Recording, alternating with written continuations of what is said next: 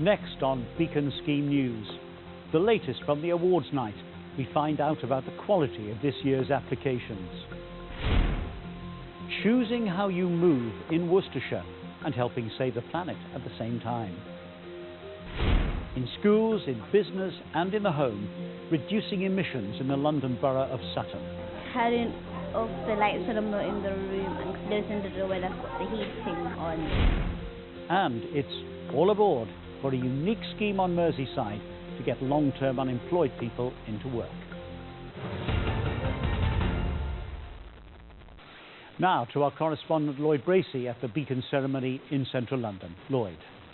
Yes, thank you. I'm here with the local government minister who's been making some of the awards this evening. This is John Healey. Minister, can I ask you first of all, what sort of an evening have you had tonight? Well, it's been a great evening. There's been nearly 700 people here from local authorities right across the country, and we've seen some outstanding examples of what local councils are doing day in, day out for people. They get quite partisan, don't they, when it comes to cheering for each other? Well, they're having a good time, and they're also proud of what they do, and this is a way of being able to recognise what they do. And doing it once a year in a big ceremony like this, I think is good for local government and good for the people that deliver the services through local government, I think. As local government minister, what themes have you noticed emerging from the Beacons this time? Well, I've been very struck that we've had a climate change category for the first time ever, and for me that shows that the Beacon scheme is staying relevant to the concerns that local people have, but that councils have.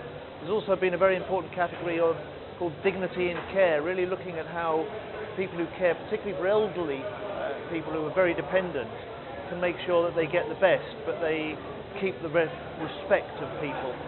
I know you weren't in this position when these awards started 10 years ago, but would you have predicted the sort of success that they've had? No, I mean, when these started, they were very small scale. They used to be held in a local council somewhere in the country, and this is in a totally different scale.